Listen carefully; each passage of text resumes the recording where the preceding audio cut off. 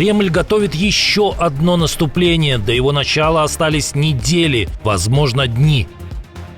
Поговорили хорошо, а что дальше, когда Киев получит оружие? В НАТО обещают уменьшить Россию. Какой регион отберут первым? Пост сдал, пост приняла. Верховная Рада утвердила состав нового правительства.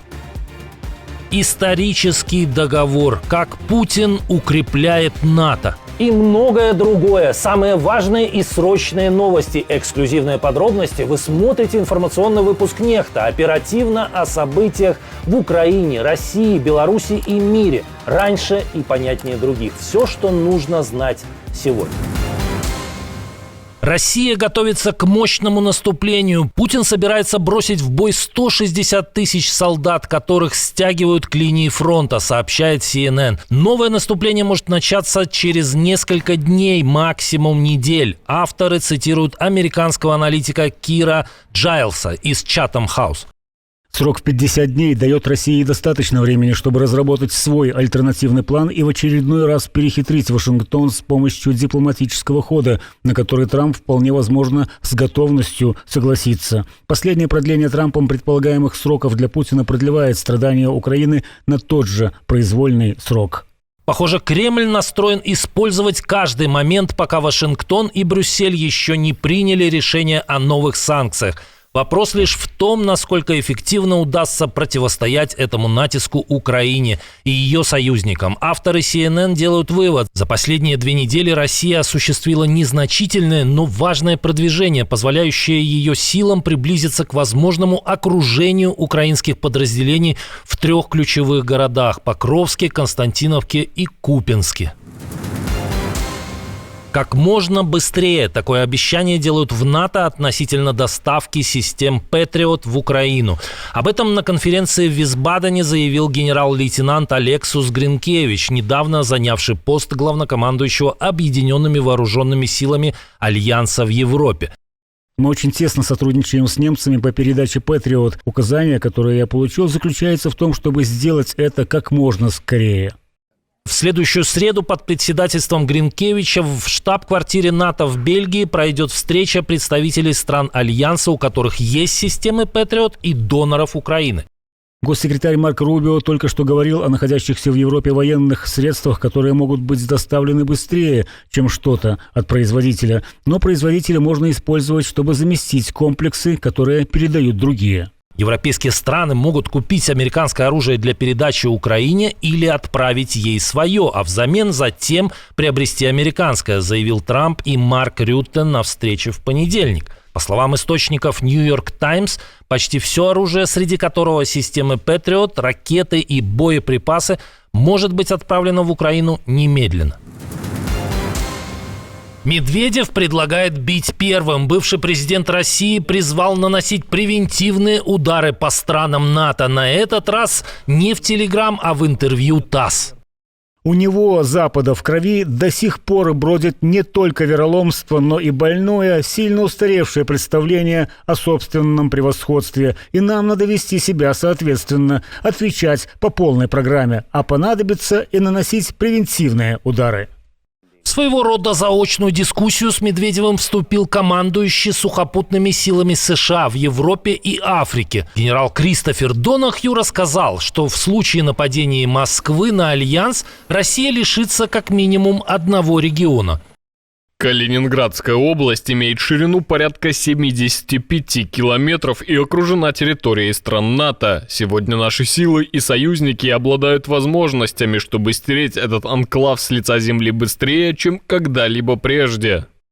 Ранее генеральный секретарь НАТО Марк Рютте предупредил действующего хозяина Кремля Владимира Путина о последствиях любой атаки на членов Альянса. Цитируем: «Наш ответ будет сокрушительным».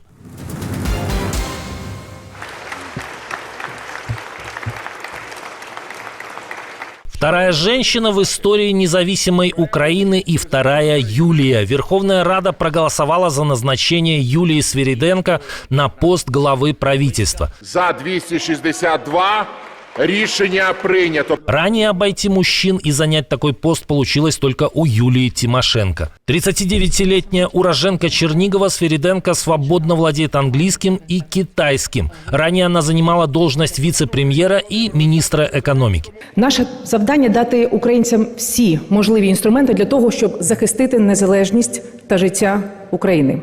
Ми виконаємо це завдання. Я дуже вдячна президенту України Володимиру Зеленському за довіру. Слава Україні!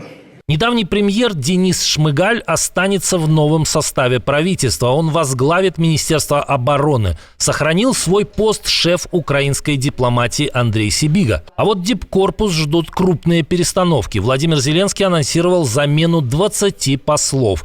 Новое назначение президент пообещал произвести в ближайший понедельник. А уже в пятницу можно ожидать неких перестановок в силовом блоке. Уважаемые подписчики, обращение к вам. Ведь именно вы решаете, узнает ли все эти новости еще больше людей. Каждая ваша подписка, каждый лайк, каждый репост, каждый комментарий длиннее 6 слов и каждый досмотр видео до конца помогает продвигать наши ролики среди сотен тысяч новых пользователей. Так еще больше людей узнают правду именно благодаря вам. Спасибо за то, что остаетесь с Нехта, и продолжаем. Личность российского доктора Менгеля, который истязал украинских военнопленных, раскрыта. Садист пытал заключенных в исправительной колонии номер 10 в Мордовии. Избивал, унижал. В медицинской помощи так называемый доктор наоборот отказывал. Журналисты «Схем» выяснили, что это 34-летний Илья Сорокин, сотрудник медсанчасти номер 13. Определение присутствующих в норме. Это 100% он. Как минимум в одном случае действия Сорокина привели к гибели украинского военного Владимира Юхименко. После смерти у него диагностировали пневмонию, множественные переломы и внутреннее кровоизлияние. Электрошокер, палки резиновые, да, киянки. Даже был такой, как деревянный молот, который они иногда с собой носили.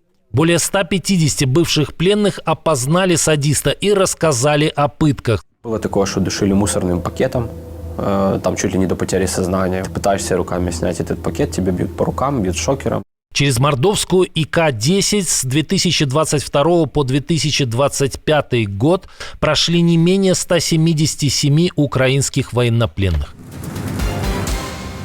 Кремль не только заставил сплотиться НАТО как никогда, но и подтолкнул страны блока к более тесному двустороннему сотрудничеству. Крупнейший военный договор за последние десятилетия, да что там, со времен Второй мировой, заключили Германия и Великобритания. В Лондоне его подписали канцлер Фридрих Мерц и премьер Кир Стармер. И я рассматриваю договор как свидетельство близости наших отношений на сегодняшний день, силы наших амбиций, силы наших совместных усилий, но также и как заявление о намерениях, заявление о наших амбициях. И еще более тесное сотрудничество с союзниками, будь то в сфере обороны, безопасности, торговли, экономики и энергетики, этот договор охватывает очень многое. Таким образом, это поистине историческое подписание исторического соглашения, и очень приятно приветствовать вас здесь для этого. Новое соглашение не заменяет НАТО, а углубляет сотрудничество между Лондоном и Берлином. Один из ключевых моментов этого договора – создание ракетной системы большой дальности Deep Precision Strike, способной поражать цели на расстоянии до 2000 километров. Ожидается, что проект будет финансироваться огромными промышленными инвестициями в течение следующих 10 лет. Однако, по данным ряда западных СМИ, все это остается за кулисами. В договоре не будет ни слова о ядерном оружии, несмотря на то, что Британия его имеет в своем арсенале. Похоже, что этот договор подчеркивает стратегическую важность Великобритании для Германии в свете нынешней политической ситуации в Европе и на фоне растущих угроз. В нем также будут затронуты вопросы торговли, миграции и транспорта. Я рад, что нам удалось достичь соглашения, которое в будущем облегчит школьникам и студентам приезд в Великобританию и наоборот в Германию. Это даст, в частности, молодому поколению возможность лучше узнать обе страны. Это также заложит хорошую основу для дальнейшего развития наших отношений в ближайшие годы и десятилетия. Я еще раз искренне благодарен и горжусь тем, что мы можем сделать это вместе сегодня. Еще раз большое спасибо, я очень рад быть здесь. Мировая сцена меняется, и похоже, что Германия и Британия готовятся действовать сами, чтобы обеспечить свою и европейскую безопасность, не полагаясь больше на американскую крышу.